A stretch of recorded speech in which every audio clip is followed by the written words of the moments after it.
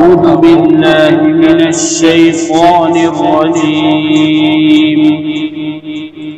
بسم الله الرحمن الرحيم. والتين والزيتون وطور سينين وهذا البلد الأمين لقد خلقنا الإنسان في أحسن تقويم ثم رددناه أسفل سافلين إلا الذين آمنوا وعملوا الصالحات فلهم أجر غير ممنون فما يكذبك بعد بالدين أليس الله بأحكم الحاكمين.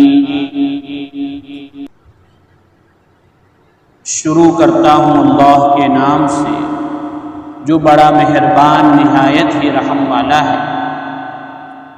والتین قسم ہے انجیر کی، والزیتون اور قسم ہے زیتون کی، وطور سینین اور طور نامی پہاڑ جو کہ مقام سینین پر ہے اس کی قسم، وہذا البلد الامین اور اس امن والے شہر یعنی مکۃ المکرمہ کی قسم، لقد خلقنا الانسان فی احسن تقویم بخدا ہم نے انسان کو بہترین سانچے میں بنایا ہے، ڈھالا ہے. ثم رددناہ اسفل سافلین پھر ہم انسان کو یعنی اسی انسان کو جس کو بہترین سانچے میں ڈالا ہے ہم اس کو نچلے سے نچلے جانب لے کے چلے جاتے ہیں، لوٹا دیتے ہیں. الا الذین آمنوا مگر وہ لوگ جو ایمان لائے، وعملوا الصالحات اور نیک کام کیے، فلہم اجر غیر ممنون ان کے لیے ایسا اجر ہے جو کبھی ختم ہونے والا نہیں ہے. فما یکذبک بعد بالدین پھر وہ کون سی چیز ہے جو تجھے اس کے بعد آخرت کے دن کے انکار کی طرف بلاتی ہے یا انکار کی طرف لے جاتی ہے. الیس اللہ باحکم الحاکمین کیا اللہ تبارک و تعالی حاکموں کا حاکم نہیں ہے. اس کے بعد ہمیں حدیث میں آتا ہے کہ جب یہ آخری آیت پڑھی جائے ہم الگ سے پڑھیں یا اپنی نفلی نماز میں یا سنت میں پڑھیں تو اس کے بعد حدیث میں آتا ہے حضرت ابو ہریرہ رضی اللہ عنہ کی روایت ہے ابو داؤد شریف میں اور ترمذی شریف میں کہ ہمیں بلا وانا علی ذلک لمن الشاہدین پڑھنا چاہیے. بلا پڑھیے میں پڑھا بلا وانا علی ذلک لمن الشاہدین. چونکہ آخری آیت کا ترجمہ ہم نے یہ پڑھا کہ کیا اللہ حاکموں کا حاکم نہیں ہے تو ہم کیا جواب دیں گے؟ ضرور ہے. تو بلا کا یہی ترجمہ ہے کیوں نہیں، وہ ضرور ہے اور ہم اس کے گواہی دینے والوں میں سے ہے. یہ صورت مکی صورت ہے. مکی صورت کا مطلب یہ ہے کہ حضور صلی اللہ علیہ وسلم نے ہجرت کے پہلے کا جو زمانہ نبی بننے کے بعد سے ہجرت کرنے کا زمانہ جو ہے یعنی یہ 13 سال کا زمانہ، ان 13 سال میں کوئی بھی آیت کہیں بھی اتری ہو اس کو مکی کہیں گے، چاہے وہ شام کے سفر میں اتری ہو، کہیں دوسرے سفر میں اتری ہو، مکہ کے بعد اتری ہو، اس کو بھی مکی کہتے ہیں. اور ہجرت کے بعد کے 10 سالوں میں جو آیت اتری ہو اس کو مدنی کہیں گے. چاہے فتح مکہ کے موقع پر حضور صلی اللہ علیہ وسلم مکہ آئے تھے اور وہاں بھی کچھ آیتیں اتری لیکن اس کو مکی نہیں کہیں گے، مدنی کہیں گے. تو یہ صورت مکی ہے، ترتیب میں 95 نمبر پر ہے اور نازل ہوئی ہے 28 نمبر پر. مکہ میں کل 85 صورتیں اتری، اس میں 28 نمبر پر یہ سورت، کل 8 آیتیں ہیں اور 1 رکوع ہے۔ اس سورت میں اللہ تعالیٰ نے 4 باتوں کی قسم کھائی ہے، اور اس کے بعد انسان کو پیدا کیسے کیا اور پھر اس کی آخری حالت کیا ہوگی اس کو بیان کیا ہے، اور آخرت کا تذکرہ کیا ہے۔ یہ سورت کا خلاصہ ہے۔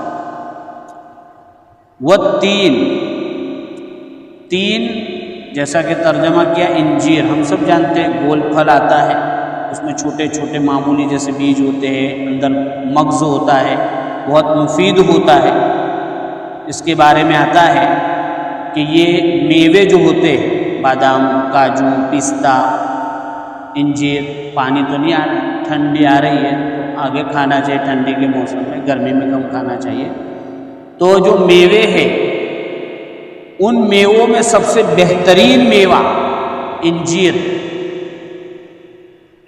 اس کی ایک وجہ تو یہ کہ اس میں کوئی ویسٹ چیز نہیں ہے، بہت ساری چیزوں میں بیج ہوتا ہے، اس کو پستے میں وہ ڈھکن ہوتا ہے، اس کو پھینکنا پڑتا ہے، بادام بھگاتے ہیں تو اس کا چھلکا نکال دینا پڑتا ہے، وہ کھاتے نہیں۔ تو اس طرح بہت ساری چیزوں میں ایسا ویسٹیج ہوتا ہے، زائد چیز ہوتی ہے۔ انجیر میں کوئی ایسی زائد چیز نہیں، سریع الہضم، اس کو کھانے کے بعد یہ ہاضمے میں بھی مفید ہے۔ اسی طرح اور بھی بہت سارے نفع ہیں جو میڈیکل اور طبی لائن سے علماء بھی بیان کرتے ہیں، حکماء بھی بیان کرتے ہیں۔ دوسری چیز ہے زیتون۔ زیتون کے پھل کو بھی کہتے ہیں اور زیتون کے تیل کو بھی کہتے ہیں۔ تو یہ بہت بہترین پھل ہے۔ اللہ تعالیٰ نے اس کے درخت کو قرآن میں شجر مبارک درخت ہے، اور اس کا جو تیل نکلتا ہے سب سے بہترین تیل کہا، اس لیے آپ عربوں کو دیکھیں گے ہر چیز میں یہ استعمال کرتے ہیں۔ بدن میں مالش کرنی ہے تو بھی زیتون کا تیل، سر میں مالش کرنی ہے تو بھی زیتون کا تیل، سالن میں ڈالنا ہے تو بھی زیتون کا تیل، ہم اچار کی طرح کھاتے ہیں اس میں بھی زیتون کا تیل، ہر چیز میں یہ بہت مفید ہوتا ہے۔ تو یہ تیل میں سب سے بہترین، وہ میووں میں سب سے بہترین، اور یہ تیل والی جو چیزیں ہوتی ہے اس کا جو تیل نکالا جاتا ہے اس میں سب سے بہترین جس سے نکالا جاتا ہے وہ۔ تو یہ 2 چیزیں وہ ہیں جو بہت فائدے مند چیزیں ہیں، اور یہ دونوں چیزیں فلسطین، شام وغیرہ میں اس کی پیداوار زیادہ ہے۔ اس لیے علماء نے فرمایا کہ یہ دونوں چیزوں کی قسم کھا کر جس علاقے میں یہ پیدا ہوتی ہے اس علاقے کی طرف اشارہ ہے، اور اس علاقے میں حضرت عیسیٰ علیہ السلام تشریف لائے تھے نبی بن کے، اور ان کے اوپر اللہ نے بائبل یعنی تورات اور انجیل اتاری تھی ان کے اوپر۔ تو اشارہ اس بات کی طرف ہے کہ جس نبی پر انجیل اتری تھی اور جو نبی فلسطین اور شام کے لیے آئے تھے اس علاقے کی اور اس نبی کے اوپر جو ہم نے پیغام بھیجا اس کی قسم، یعنی ان کی شریعت میں بھی یہ بات تھی جو آگے آنے والی ہے۔ وطور سینین، طور ایک پہاڑ کا نام ہے، سینین سورہ مؤمنون میں اس کو سینا کہا ہے، تو سینا بھی کہتے ہیں، سینین بھی کہتے ہیں۔ یہ طور جو ہے مصر اور مدین کے درمیان جاتے ہوئے پہاڑ آتا ہے، بہت اونچا پہاڑ ہے شام، اور یہاں پر حضرت موسیٰ علیہ السلام کی اللہ تعالیٰ سے بات چیت ہوئی تھی، اور وہیں پر آپ کو نبی بنایا گیا تھا۔ تو وہ طور سینین کی قسم کھا کر موسیٰ علیہ السلام کی طرف اشارہ ہے، اور موسیٰ علیہ السلام پر جو کتاب اتری تورات اس کی طرف، یعنی ان کی شریعت میں اور ان کی کتاب میں بھی یہ بات لکھی ہوئی تھی، وَهَذَا الْبَلَدِ الْأَمِينَ، اور یہ امن والے شہر، امن والا شہر یہ مکہ المکرمہ، اس کو اللہ نے امن والا بنایا۔ جب سے بنایا اس کی حدود اللہ نے قائم کروائی ابراہیم علیہ السلام سے، ہر حد پر ابراہیم کو اللہ کے فرشتے وہاں طے ہے حفاظت کے لیے اور اپنا کام انجام دے رہے ہیں۔ تو یہ امن والا ہے، اس میں جو جانور ہوتا ہے اس کو بھی امن، جو حج عمرے میں جاتے ہیں ان کو معلوم ہے کہ حرم کا کوئی جانور ہے اس کو شکار نہیں کر سکتا، باہر کا جانور ہے لیکن حرم میں رہ کر بھی شکار نہیں کر سکتا، حرم وغیرہ میں جو درخت ہے اس کے ایریے میں اس کو توڑ تاڑ نہیں کر سکتے ہیں، تو یہ گویا سیکیورٹی ملی ہے ان درختوں کو بھی جانوروں کو بھی۔ اس کے علاوہ امن کا ایک مطلب یہ ہے کہ اللہ تبارک و تعالیٰ اس شہر کو محفوظ رکھے گا۔ اس لیے آپ نے فتنوں کی حدیث پڑھی ہے، اس میں ہے کہ دجال 40 دن کا چلہ لگائے گا، ٹھیک ہے، ہر جگہ جائے گا وہ، لیکن مکہ اور مدینہ میں نہیں جا سکے گا۔ تو اللہ نے اس زمانے میں بھی مکہ کو امن دیا۔ اس کے علاوہ مکہ میں جو کعبہ بنا ہے اس کو بھی اللہ نے حفاظت سے رکھا ہے۔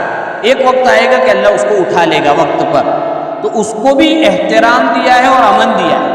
اسی طریقے سے اگر کوئی شخص کسی کو قتل کر کے وہ حرم کے ایریے میں آ جاوے تو اس کو حرم کے ایریے میں مار نہیں سکتے، اس کو باہر لے جا کے اس کو سزا دی جائے گی حرم کے علاقے سے باہر۔ تو اس اعتبار سے بھی امن ہے۔ اور اس شہر کو سب سے بڑی امین کہنے کی وجہ یہ ہے کہ اللہ نے سب سے بڑی امانت، جس امانت کو نہ پہاڑ اٹھا سکا، نہ زمین اٹھا سکی، نہ آسمان اٹھا سکا، جس امانت کو اس کمزور انسان نے اٹھایا، اس امانت کو اللہ نے کہاں اتارا؟ مکہ میں اتارا، اور اس کا اکثر حصہ وہاں اتارا، یعنی قرآن کریم۔ اس اعتبار سے بھی اس کو امین کہہ سکتے ہیں۔ وَهَٰذَا الْبَلَدِ الْأَمِينِ، تو اس میں حضور پاک صلی اللہ علیہ وسلم بھی آ گئے۔ تو حاصل یہ ہوا تینوں قسموں کا کہ انجیل اور عیسیٰ علیہ السلام کو لے لو، توریت اور موسیٰ علیہ السلام کو لے لو، اور قرآن اور حضور پاک صلی اللہ علیہ وسلم کو لے لو، ساری باتوں میں اور ساری شریعتوں میں کامن ایک بات لکھی ہوئی ہے، وہ یہ ہے لَقَدْ خَلَقْنَا الْإِنسَانَ فِي أَحْسَنِ تَقْوِيمٍ، کہ ہم نے انسان کو بہترین سانچے میں بنایا، یعنی اس کا ایک ایک، یعنی اس کے ظاہر کو بھی اچھا بنایا، باڈی نے ہاتھی کی طرح ڈیل ڈول بھی نہیں کہ زمین پر بوجھ لگے، سانپ کی طرح بالکل پائپ اور لکڑی بھی نہیں، اور دوسرے چوپائے بیل بھینس کی طرح چار پیر بھی نہیں کہ جھک کے کھاوے۔ اس کے علاوہ سوچنے کی صلاحیت دی، اچھے برے میں فرق کرنے کی صلاحیت دی، اس کے عضو کو جہاں رکھنا تھا وہاں رکھا، بہت ساری اس کو چیزیں دی گئی۔ مزاج میں اعتدال دیا، غصہ بھی ہوتا ہے، نرمی بھی ہوتی ہے، جذبات بھی ہوتے ہیں، ٹھنڈک بھی ہوتی ہے، اور اس کی طبیعت میں بھی بہت اچھی چیزیں دی، خواہشات بھی رکھی اور خواہشات کو کنٹرول رکھنے کے لیے بھی طاقت دی اللہ نے، ہر چیز دی۔ ابن العربی رحمۃ اللہ علیہ فرماتے ہیں کہ احسن تقویم کا مطلب یہ ہے کہ اللہ تعالیٰ نے انسان کو بنانے کے ساتھ ساتھ اپنی صفات اس میں رکھی۔ اللہ علیم ہے تو انسان کو عالم بھی بنایا، اللہ سمیع ہے سننے والا تو انسان کو سامع بنایا، اللہ بصیر ہے تو انسان کو باصر بنایا، بہت سارے، اللہ تدبیر کرتا ہے، حکمت کرتا ہے تو انسان کو حکمت اور تدبیر، یعنی اللہ نے اپنی صفات، چونکہ ہم خلیفہ ہیں زمین پر، اللہ کے خلیفہ بن کر آئے ہم لوگ، تو خلیفہ میں اللہ کی صفات ہوتی ہے، اللہ نے وہ صفات رکھی ہے، اسی لیے حدیثوں میں آتا ہے تخلقوا باخلاق اللہ، کہ اللہ کی جو صفات ہے اس سے اپنے آپ کو آراستہ کرو۔ اللہ رحم کرنے والا، ہم میں رحم ہونا چاہیے، اللہ تعالیٰ علیم ہے، ہمیں اچھا سا علم حاصل کرنا چاہیے، اللہ تعالیٰ ہر چیز حکمت سے کرتا ہے، ہمیں بھی حکمتوں کو سامنے رکھنا چاہیے وغیرہ وغیرہ۔ تو اللہ نے ہمیں، اور فلاسفہ کہتے ہیں کہ پوری دنیا، یہ تو عالم اکبر ہے، پورا یونیورسل جو ہے، پوری پرتھوی جو ہے، یہ تو ایک الگ عالم ہے، لیکن یہ انسان جو ہے یہ عالم اصغر ہے، چھوٹی دنیا ہے۔ اور قاری طیب صاحب رحمۃ اللہ علیہ نے فلسفہ نماز میں بہت تفصیل سے اس کو لکھا ہے کہ یہ انسان میں جیسے کہ سمندر دو طرح کے ہوتے ہیں، کھارے بھی میٹھے بھی، تو انسان میں یہاں جو آنکھوں سے پانی، خوشی کے آنسو میٹھے ہوتے ہیں، غمی کے آنسو کھارے ہوتے، تاکہ میٹھا سمندر بھی رکھا، کھارا سمندر بھی رکھا۔ اللہ نے پہاڑ رکھے ہیں، پہاڑوں کے نیچے پانی کے سوتے رکھے، تو ہمارے اندر اتنی نالیاں ہیں، کہاں سے پانی کہاں جاتا ہے، خون پیے، پورا ایک الگ دنیا ہے۔ اس لیے اللہ نے قرآن میں کہا وَفِي أَنفُسِكُمْ أَفَلَا تُبْصِرُونَ، تم اپنی ذات پہ غور نہیں کرتے، باہر جانے کی ضرورت نہیں، اپنے میں سوچو گے تو اللہ سمجھ میں آ جائے گا۔ تو لَقَدْ خَلَقْنَا الْإِنسَانَ فِي أَحْسَنِ تَقْوِيمٍ، کہ انسان کو بہت بہترین سانچے میں ڈالا ہے۔ اس کے بعد یہاں ایک واقعہ عجیب اور غریب لکھا ہے۔ علامہ قرطبی رحمۃ اللہ علیہ جو مفسر ہے وہ کہتے ہیں کہ ابو جعفر منصور کا زمانہ تھا اور ان کے دربار میں ایک آدمی تھے عیسیٰ بن موسیٰ ہاشمی، عیسیٰ بن موسیٰ ہاشمی، عیسیٰ بھی اور موسیٰ بھی اور ہاشمی بھی، حضور کے خاندان کی طرف ہاشمی اور دو نبیوں کا نام۔ چونکہ ہماری شریعت میں سب نبیوں پر ایمان لانا ضروری ہے، اس لیے ہماری شریعت میں عیسیٰ موسیٰ ملیں گے، دوسرے عیسائیوں کے وہاں کوئی محمد نہیں ملے گا، اور موسیٰ والوں کے وہاں کوئی عیسیٰ نہیں ملے گا اور کوئی محمد نام کا نہیں ملے گا۔ اللہ نے ہمیں بہت اچھی شریعت دی ہے، اللہ ہمیں قدردانی کی توفیق۔ واقعہ یہ ہے کہ یہ جو عیسیٰ بن موسیٰ ہاشمی تھا وہ اپنی بیوی کے ساتھ بیٹھا ہوا تھا، چاندنی رات تھی، گفتگو ہو رہی تھی۔ اس نے کہا کہ اپنی بیوی کو کہا کہ انتی طالق، کہ تجھے طلاق ہے اگر تو آسمان سے چاند سے زیادہ خوبصورت نہ ہو۔ اب بیوی نے تو سنا تو عام طور پہ تو یہی سمجھ 14ویں کا چاند کتنا خوبصورت ہوتا ہے، پورا اندھیرا ہوتا ہے، لیکن 14ویں کے چاند میں پورا اجالا ہوتا ہے۔ تو بیوی نے سوچا کہ یار 14ویں چاند کے مقابلے میں تو اپنی خوبصورتی کچھ بھی نہیں ہے، تو وہ تو بیچاری اسی وقت اٹھ کے اپنے روم میں چلی گئی کہ میری تو طلاق ہو گئی۔ اب صبح میں یہ اپنے آقا کے دربار میں گئے ابو جعفر منصور کے وہاں اور کہا کہ ایسا ہوا، سارے علماء کو بلایا، سب نے کہا کہ طلاق تو مذاق میں بھی ہو جاتی ہے، غصے میں دیوے خوشی میں دیوے طلاق تو ہو گئی۔ اب اس مجلس میں ایک عالم دین تھے، وہ چپ چاپ بیٹھے تھے، تو بادشاہ نے کہا تم بھی تو بولو، تاکہ میرا کہنا یہ ہے کہ طلاق نہیں ہوئی، تاکہ کیا دلیل، تاکہ سورہ 3 میں اللہ تعالیٰ نے فرمایا لَقَدْ خَلَقْنَا الْإِنسَانَ فِي أَحْسَنِ تَقْوِيمٍ، کہ ہم نے انسان کو بہترین سانچے میں ڈالا ہے، یعنی انسان سے بڑھ کر کوئی خوبصورت مخلوق ہے ہی نہیں، اس لیے طلاق نہیں ہوئی۔ تو اتنا خوبصورت، اب ہم کہیں گے کہ بھئی کوئی لنگڑا ہوتا ہے، کوئی لولا ہوتا ہے، کوئی کالا ہوتا ہے، کوئی کیا ہوتا ہے، کوئی کیا ہوتا ہے۔ تو اگر آپ کو تجربہ کرنا ہو تو کسی کالے کو یا کسی بدنما شکل والے کو پوچھو کہ تجھے فلاں جانور کی شکل میں بدلنا ہے تجھے، تو کیا کہیں گے؟ نہیں، اللہ نے مجھے اچھی صورت دی۔ اس لیے اللہ نے ہر انسان کو بہترین سانچے میں ڈالا، یہ اس کی ابتدا ہے انسان کی۔ جی یہ انسان کی ابتدا ہے۔ اس کے آگے فرمایا ثم رددناہ اسفل سافلین، پھر ہم اس بہترین انسان کو آگے بڑھاتے یعنی عمر دیتے، بچپن سے جوانی آئی، جوانی سے بوڑھاپا آیا تو جھرجھری آ جاتی، لکوے جیسا کچھ پکڑتا ہے تو اس کے ہاتھ میں وہ لرزتے ہیں، چلتا ہے تو چلتے چلتے گر پڑتا ہے، کبھی کیا بوڑھاپے کے بہت سارے عوارض آتے ہیں، اور اب تو ہر بوڑھے کو دیکھو بیچارے کو تو اتنی گولیاں روزانہ کھاتا ہے۔ اللہ ہم سب کی حفاظت فرماوے۔ تو اس عمر سے گزارا جاتا ہے، تو اس عمر میں پہنچتا ہے تو کیسا بالکل نڈال ہو جاتا ہے، آدمی ٹوٹ جاتا ہے، ہر انسان، اس میں مومن کافر ہر آگے سارے انسان، ہر انسان جو بھی بوڑھا ہوگا اس کو اس مرحلے سے گزرنا پڑتا ہے۔ لیکن آگے فرمایا الا الذین آمنوا، مگر وہ لوگ جو ایمان لائے۔ تو جو ایمان لائے وہ بوڑھے نہیں ہوتے؟ ارے بھائی بتاؤ، ایمان لاتے وہ بھی بوڑھے ہوتے، لیکن ایمان والے کا بوڑھاپا اور غیر ایمان والے کے بوڑھاپے میں فرق ہے۔ کیا فرق ہے؟ ایمان والے کے بوڑھاپے میں فرق یہ ہے کہ بھئی وہ ایمان والا ہے، اچھے کام کر رہا ہے، تو چونکہ پہلے سے کر رہا ہے، جیسے اس میں نوجوان بھی ہے بوڑھے بھی ہے، اور جو بوڑھے ماشاءاللہ پہلے سے نماز پڑھتے آ رہے ہیں۔ اب بوڑھے پہلے کچھ لوگ ہمارے معذوری ہے، وہ بیٹھ کے پڑھ رہے ہیں معذوری کی وجہ سے، تو اگر وہ پہلے سے نماز کے عادی ہے تو ان کو بیٹھ کے پڑھنے کا ثواب نہیں ملے گا۔ کون سی نماز کا ثواب ملے گا؟ بولو، کھڑے ہو کر نماز پڑھنے کا ثواب ملے گا۔ تو ہمارا تو بوڑھا بھی فائدے میں ہے، جو ایمان لایا اور اچھے کام کیے، تو اگر وہ بوڑھاپے میں ہے، گرچہ ٹوٹی پھوٹی بیٹھ کے اشارے سے نماز پڑھ رہا ہے، لیکن اس کو ثواب وہی ملے گا۔ اس لیے جوانی میں کچھ کر لینا چاہیے۔ حدیث میں آتا ہے کہ جوانی میں کیا چونکہ تقاضے ہے، جذبات ہے، اس وقت میں اس میں کیا تو پھر اس کا ثواب رہتا ہے، اس کا ثواب اس کو وہی ملتا رہتا ہے۔ اور یہ جو کہا کہ بوڑھاپے کا ایک سدا، وہ الگ ایک چیز ہے کہ آدمی نے بوڑھاپے میں نماز شروع کی، اللہ بہت قدردان ہے، اس کو بھی انشاءاللہ دے گا، نا امیدی تو اپنے وہاں ہے ہی نہیں۔ تو یہ ایمان والا بوڑھا فائدے سے خالی، اس کی نماز کا ثواب اور زیادہ ہے۔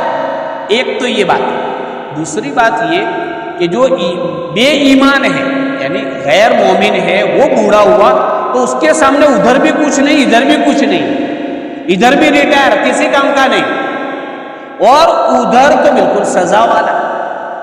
اور ایمان والے کو کیا کہ بھائی تھوڑے سال ہے میرے، پھر میں مر جاؤں گا، تو یہ ساری تکلیفیں اللہ میری دور کر دے، تو وہ آخرت کو سوچ کر بوڑھاپے کی تکلیفوں کو بھول جاتا ہے۔ مینٹل جو دماغی تکلیفیں ہوتی ہے وہ اس طرح دور ہوتی ہے کہ آدمی سوچتا ہے کہ اب میں کچھ سال کا مہمان ہوں اور مجھے اللہ یہ دے گا، یہ دے گا، یہ دے گا، چلو میں اعمال کروں، اعمال، تو اس کو اعمال کا ایک تو شوق پیدا ہوتا ہے، اور پھر جنت کا ثواب، اس کے فضائل سامنے رہتے، تو اس کو بوڑھاپے کی تکلیفیں، بوڑھاپے کی بیماریاں جو ستا رہی تھی، ٹینشن دے رہی تھی، وہ کیا ہو جاتی ہے؟ دور ہو جاتی ہے۔ اس سے پتہ چلا، سبق ملا کہ ہم ایسے بھی قرآن میں حضور پاک صلی اللہ علیہ وسلم پر بہت سارے حالات آئے، تو اس وقت کہا گیا کہ اعمال میں لگیے، فاصبر لحکم ربک ولا تطع منهم آثما او کفورا واذکر اسم ربک بکرۃ واصیلا۔ باقی کام ہم دیکھ لیں گے، آپ کام میں لگ جائیں گے۔ حضور صلی اللہ علیہ وسلم کو اکثر جگہ حکم دیا کہ اعمال میں لگے، تو دماغی توازن بھی برابر رہے گا، ٹینشن سے بھی آدمی فری ہو جائے گا۔ تو انشاءاللہ ہمیں اپنے بوڑھوں کے سامنے بھی یہ باتیں رکھنی ہے، تاکہ وہ ہمت کے ساتھ جہاں بھی عمل کر سکتے ہو کرے، اعمال سے مایوس نہ ہو۔ جوانی میں نہیں کر پائے تو ہمارے وہاں تو ہر وقت آپشن ہے، تو اس لیے ہم نا امید نہ ہو۔ اس کے اور بھی مطلب ہے، انشاءاللہ اگلی مجلس میں ہم اس کو واپس سے لے لیں گے۔ اللہ تبارک و تعالیٰ ہمیں قرآن کریم کی آیتوں کا یقین نصیب فرماوے اور اس کے پیغامات کو اپنی زندگی میں لانے کی توفیق عطا فرماوے۔ وآخر دعوانا الحمدللہ رب العالمین۔ سبحان اللہ بحمدہ، سبحانک اللہم و بحمدک، نشہد ان لا الہ الا انت، نستغفرک۔